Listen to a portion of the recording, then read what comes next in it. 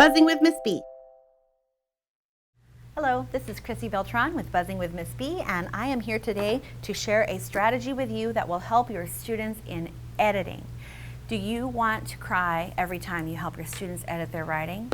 Then you are a normal teacher, because almost all of us want to cry when we help our kids edit, because they're so full of errors that interfere with their ability to express their message to the reader. And so I am sharing a lesson with you today that I think will really help. It really helped my students, and I'm excited for you to try it out. This lesson is number 67, Editing to Build Habits, the Personalized Checklist.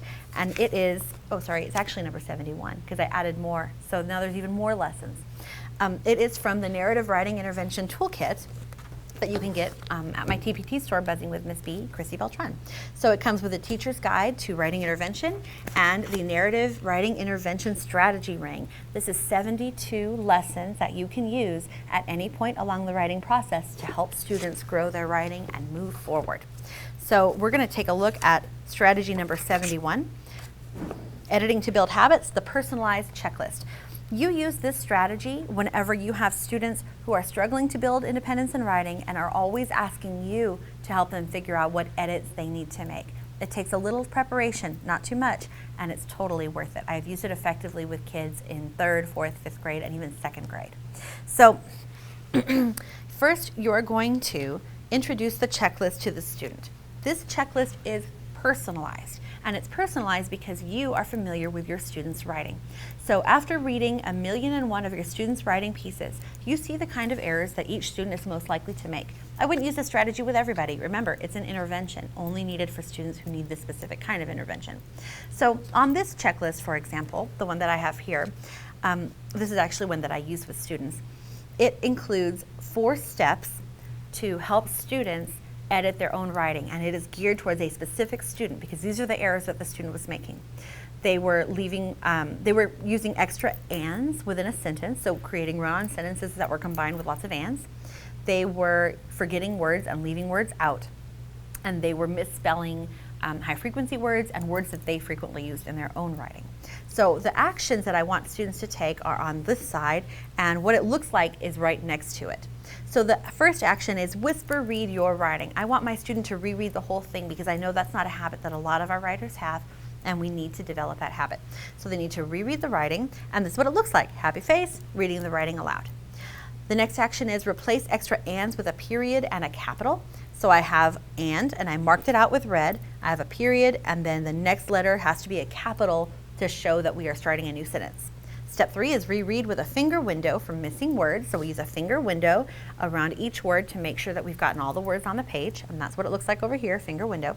And then we want to check for spelling on our personal spelling list, which is one of the other strategies in the guide, the personalized spelling list. Each student would have their own little 2-page spelling list. It's organized alphabetically, and it would include the words that they used most frequently in writing, but that they also misspelled.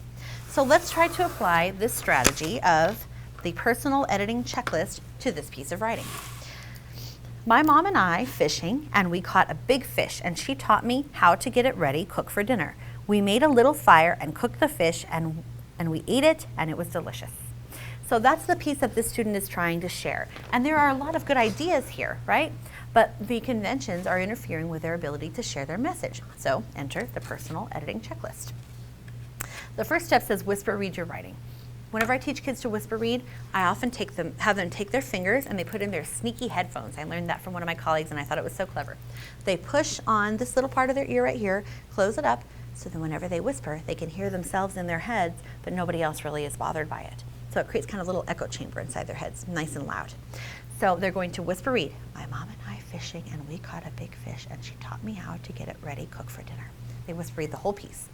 The next step, step 2, is replace extra ands with a period and a capital. So I'm going to go through and circle ands and decide, does that and need to stay in the sentence, or do I need to take it out? My mom and I fishing, and we caught a big fish, and she taught me how to get it ready for dinner. So that's one sentence. I have 3 ands. Let's look at each and decide if we need it. My mom and I. So that's just explaining that we're a pair. My mom and I, it's combining that subject. That's okay. That one needs to stay.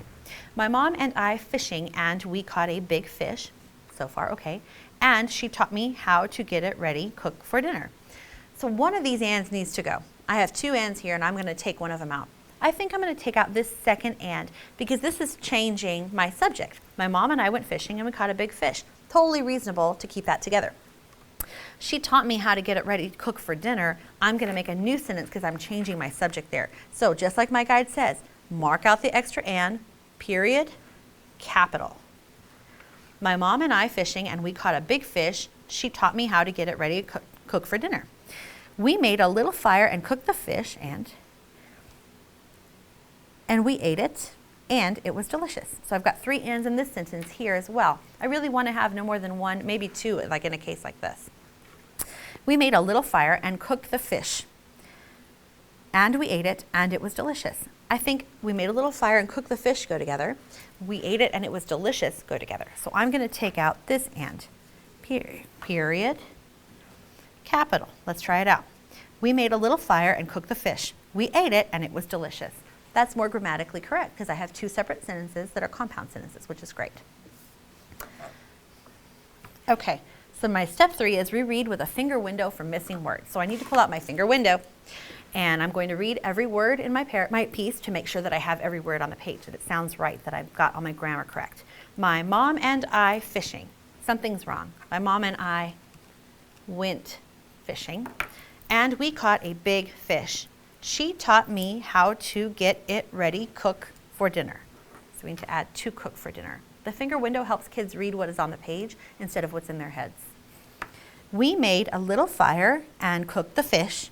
We ate it and it was delicious. Okay, so I have all the words now that I need in my piece. Last step, check for spelling on your list. So I'm going to reread and I'm just going to notice any words that I think might be misspelled, things that I'm not sure if I spelled them correctly. I'm not sure if I spelled fishing correctly. I want to check it. I don't know if I spelled caught correctly.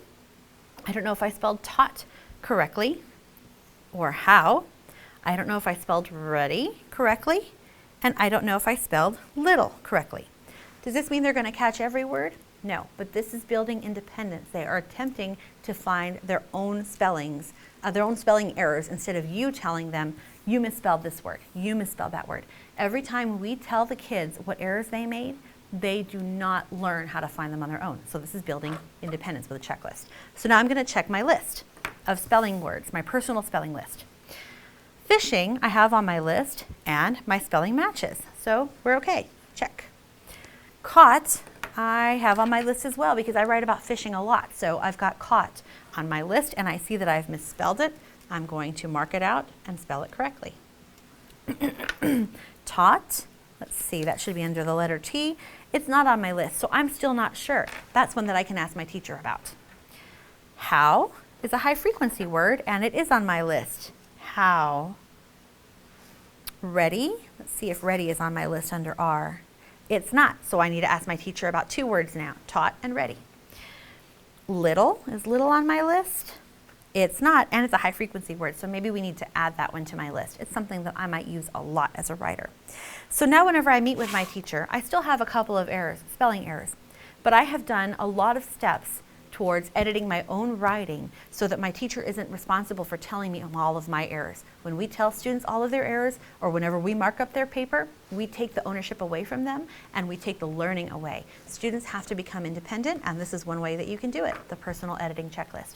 It worked for my kids, it helped them develop independence, and it saved me a lot of headaches and improved their writing. So how did I make this? This is a cracker box. I just cut up some cardboard from the cracker box and I glued the little checklist on there and made a tent. They love it because whenever they're ready to edit, they go get their little tent and they pop it up and they're ready to do all their steps on their own and they feel very independent and important because they have something special, a special tool. So I totally recommend this lesson. Again, this is lesson number 71 from the Writing Intervention Toolkit for narrative writing. It comes with the Teacher's Guide to Writing Intervention and the 72 lessons in the Writing Intervention Strategy Ring that you can use for generating ideas, narrowing a focus, planning, drafting, revising, and editing to help your students create great pieces of narrative writing by following the writing process. You can get this at my Teachers Pay Teacher store, Chrissy Beltran, Buzzing with Miss B, and you can follow me at any social media really at Buzzing with Miss B. Happy teaching!